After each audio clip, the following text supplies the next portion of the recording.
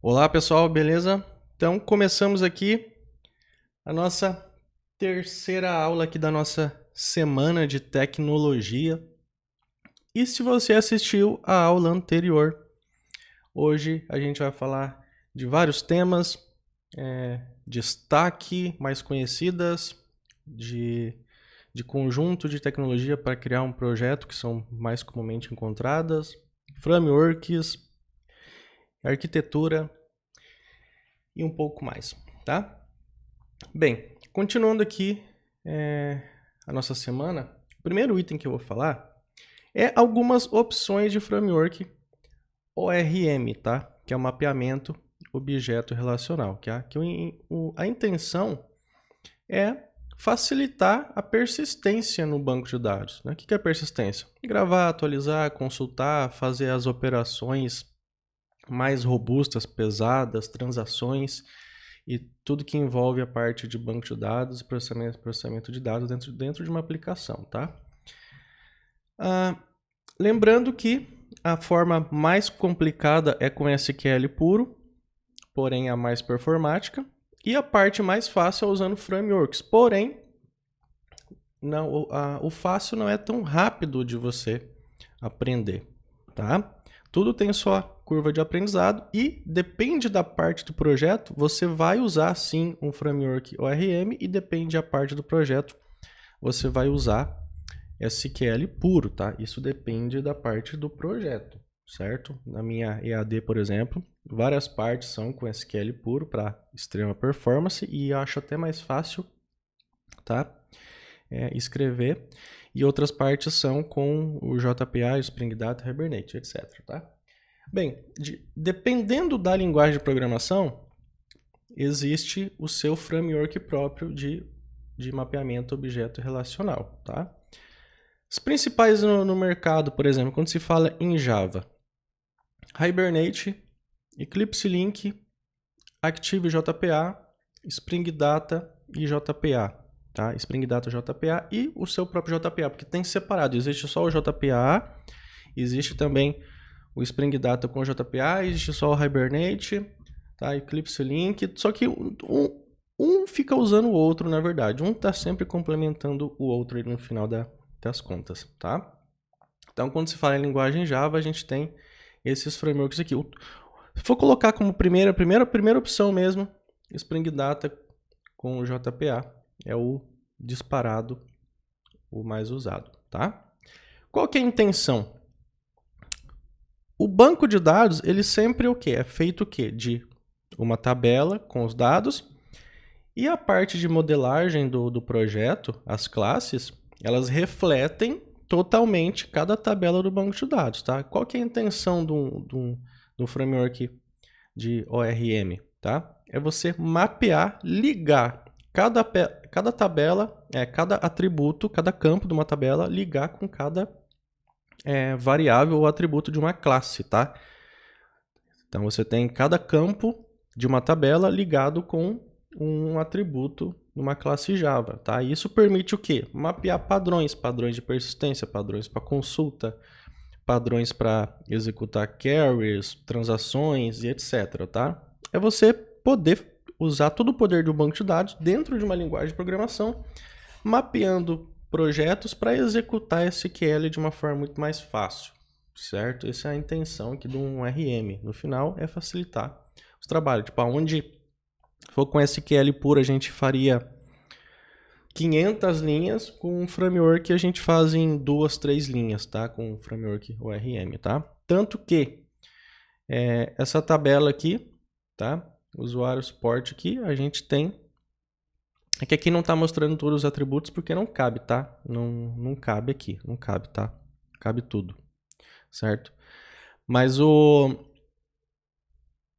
você tem aqui uma classe Java representando uma tabela. E maior parte do SQL, principalmente a criação do banco de dados, ela é feita pelo... Ou você pode fazer direto, se você dominar bem o SQL, você pode fazer direto lá no banco. Ou no caso, para facilitar o trabalho, criar de forma automática, que é o principal, é criar toda a estrutura do banco de forma automática. A gente usa o ORM, ele vai criar as tabelas de forma automática, tá? Saindo um pouquinho do mundo Java, tá? Quando se fala em Kotlin, tá? Você tem outros frameworks, PHP tem o seu, Python tem o seu, Ruby, C# tem o seu, né? Então você tem aqui pro Kotlin, pro C#, pro PHP, pro Ruby, Python, cada linguagem tem o seu framework ORM e os mais famosos do ecossistema em Java, tá?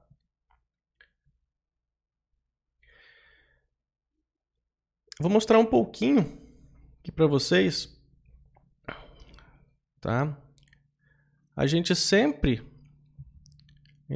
tem uma tabela, tá? Vamos pegar aqui, por exemplo, curso. A gente tem sempre uma tabela, uma classe, sempre uma classe mapeada em cada campo, né? E aí, o que permite também esse mapeamento objeto relacional? É trazer dados que estão amarrados e sem que o programador precisa fazer tanto esforço, tá? Ficar buscando, escrever um monte de código a todo momento e facilitar o trabalho. Então quem faz o meu treinamento de Java já está acostumado com isso daqui, tá? Que é com o mapeamento do JPA. E cada classe, tá? Que a gente chama de modelo, cada classe tem a sua tabela no banco de dados, tá? Cada classe representa uma tabela. Então eu tenho a classe curso e eu tenho a tabela curso, seus atributos mapeados. E a gente vai vindo de baixo para cima, então a gente tem a camada de modelo, depois a gente tem a camada de repositor, tá? Aqui é onde você coloca as operações que você vai fazer na tabela, né? No caso um curso repositor, eu vou trabalhar com a tabela de curso, né? Então tem aqui as regras de negócio do meu projeto que são ligadas diretamente com o curso, tá? E daí você evolui, né? Quando você precisa processar coisas mais customizadas, daí você evolui para um serviço, onde você escreve qualquer regra de negócio que você queira, tá? E para você disponibilizar isso, para você chamar a função de uma tela, aí você vai disponibilizar isso que através de um controller ou de uma servlet, tá? Um controller com Spring, tanto MVC como REST, tá? Ou então uma servlet ou algum outro framework, tá? Para você disponibilizar isso, que os dados vão vir da tela, tá? Feito isso, vamos ver um pouquinho de framework, os principais, alguns recursos aqui no próximo item. Ó, opções de framework, tá? MVC. A gente tem o que? MVC, API, projetos, tá? A gente tem várias coisas para ver aqui nessa aula aqui. Então a gente viu o que? Framework ORM. Agora a gente tem aqui alguns frameworks MVC. Lembrando, tá? Existem outros além do que eu estou mostrando. Eu estou mostrando aqui os principais que vocês vão assim, se vocês mapear as vagas de emprego, é o que vai ter assim de 90% das vagas de emprego vocês vão encontrar o que eu estou mostrando aqui, tá? Então, aí quando se fala em framework MVC, a gente viu ORM antes. Quando se fala em framework MVC, tá? A gente tem o quê? Eles são baseados ou em componente ou na ação, tá? A gente tem o mais usado em peso, o quê? Spring MVC, tá? JSF, Struts, Primeface, Bootface, JSP, VRaptor e existem outros, tá? Existem muitos outros. O que eu estou colocando aqui são os mais usados, tá? Os mais famosos, tá? O Spring MVC, ele nunca é usado sozinho, tá? Quando você usa um Spring MVC, ali no back-end, você vai juntar ele ou com um JSP, ou com um Timeleaf, ou alguma outra coisa, tá? Ou então qualquer lugar que faça uma requisição para um endpoint dentro do seu projeto e precisa fazer um redirecionamento, você usa aqui um Spring MVC, tá? O JSF já por si só ele é um MVC completo, porque ele tem tanto o front como o back-end, tá? O JSF. O Struts também, o Struts ele é igualzinho o Spring MVC, ele atua na parte do back-end. O Primefaces e o Bootfaces, tá? Eles são complementos ao JSF, Prime Face, Boot Faces, por trás dos panos, ele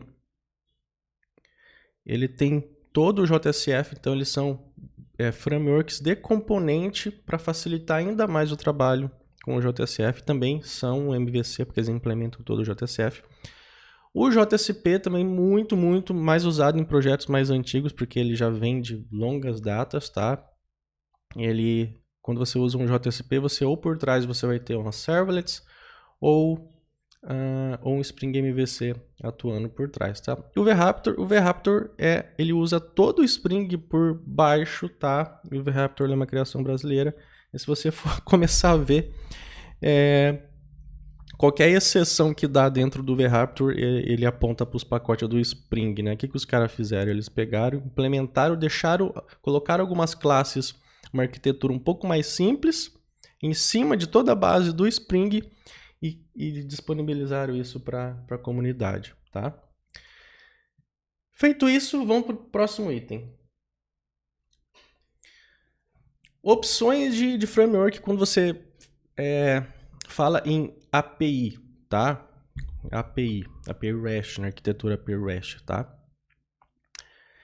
Spring Boot REST, mais usado no mundo inteiro, né? O Spring é sempre líder no mercado. Alguém tem que ser líder no mercado, tá? Então, a galera da Pitoval, o Pitaivan, alguma coisa assim, não lembro como que se pronuncia, tá? Mas que a galera aqui desenvolve todo o ecossistema do Spring, tá? Jarcer, REST-ASE, Micronaut, o Spring MVC, sim, dentro do Spring MVC você consegue mapear e fazer um endpoint de API também. Em vez de você redirecionar, apenas você retorna na resposta um JSON.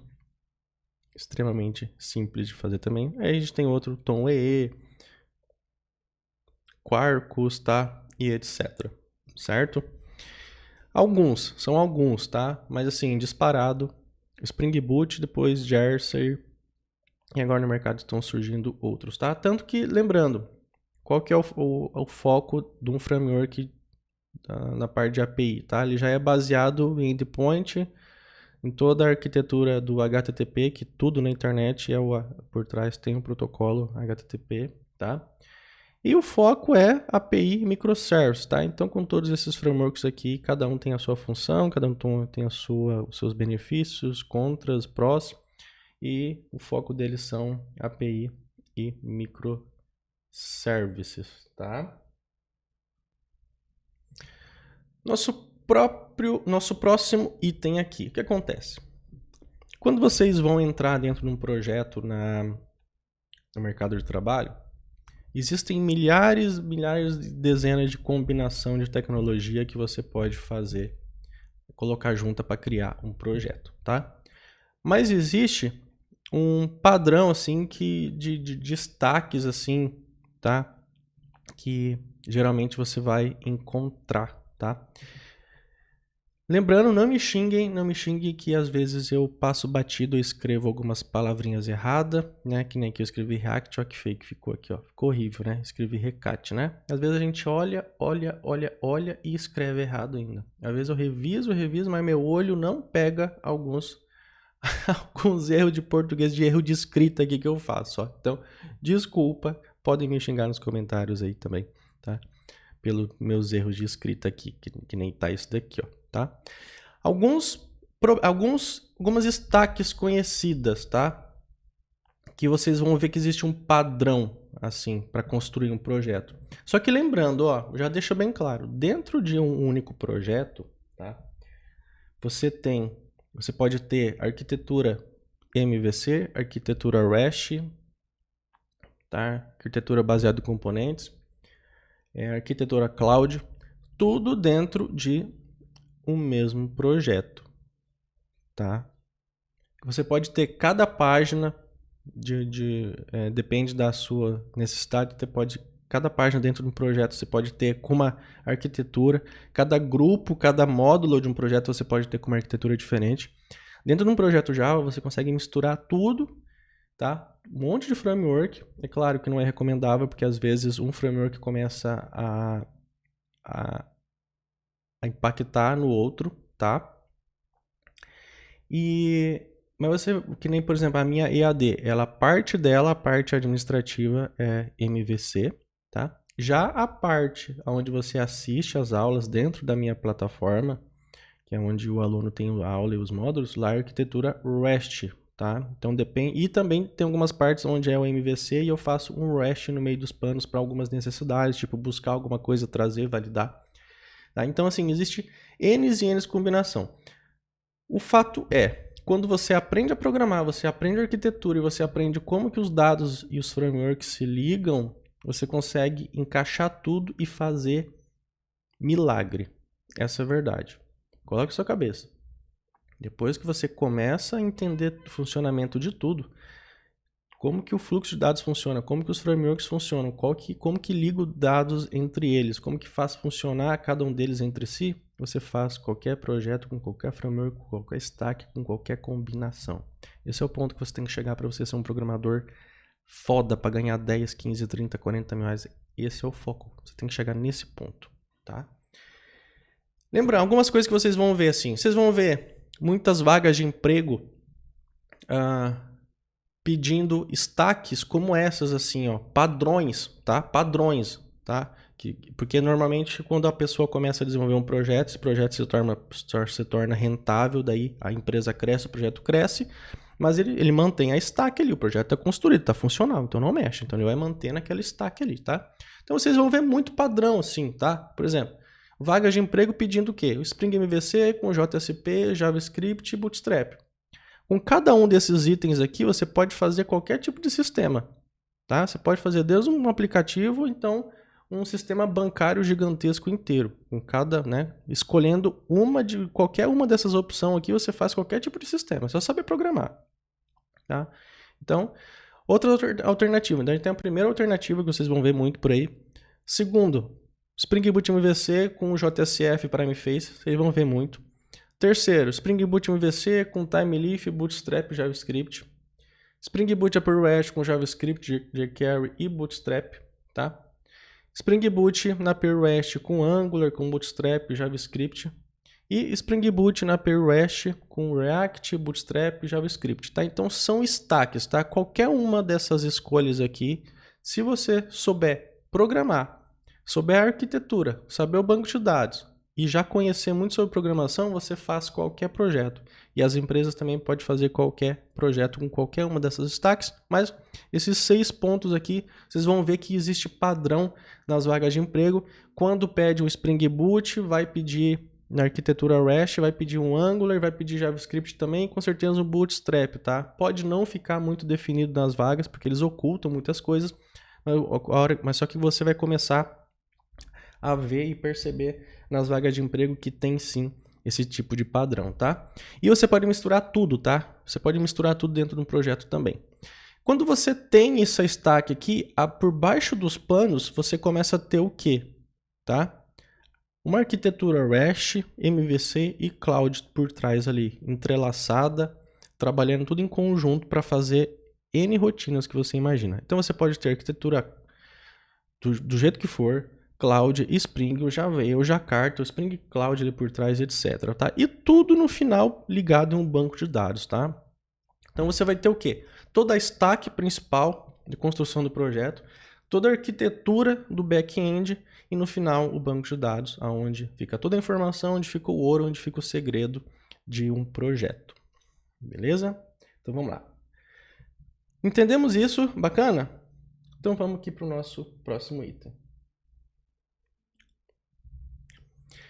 Bem, nessa terceira aula aqui, eu fiz questão o quê? De ser um pouco mais rápido, tá? Porque a primeira aula ficou lá com 1h10. A segunda aula, tá? Que eu já liberei ontem, ficou com 40 minutos, 50 minutos, se não me engano, 50 minutos, alguma coisa assim.